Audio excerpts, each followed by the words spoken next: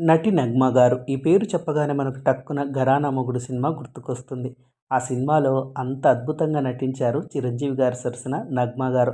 1990 దశకంలో నగ్మ గారు వచ్చేసేసి సినీ ఫీల్డ్‌లో గ్లామర్ హీరోయిన్‌గా దశాబ్దం పాటు ఒక వెలుగు వెలిగారు. భారతీయ సినీ చరిత్రలో తనకంటూ ఒక ప్రత్యేక స్థానాన్ని సంపాదించుకున్న లెజెండరీ యాక్టర్. వందలాది చిత్రాల్లో విభిన్నమైనటువంటి పాత్రల్లో నటించి కోట్లాది మంది అభిమానుల మనసు గెలుచుకున్న అందాల తార.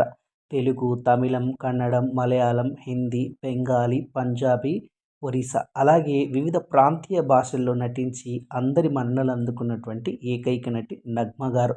నగ్మ గారు తర్వాత కొంతకాలం రాజకీయాల్లోకి రావడం జరిగింది. 2004లో ఆవిడ కాంగ్రెస్ పార్టీ తరపున రాజకీయాల్లోకి వచ్చి మొన్నటి వరకు కాంగ్రెస్ పార్టీకి విశిష్ట సేవలైతే అందించారు. మీకు ఈ వీడియో నచ్చినట్లయితే లైక్ చేయండి. నచ్చితే లైక్ చేయండి, షేర్ చేయండి, సబ్స్క్రైబ్ చేయండి. నమస్తే.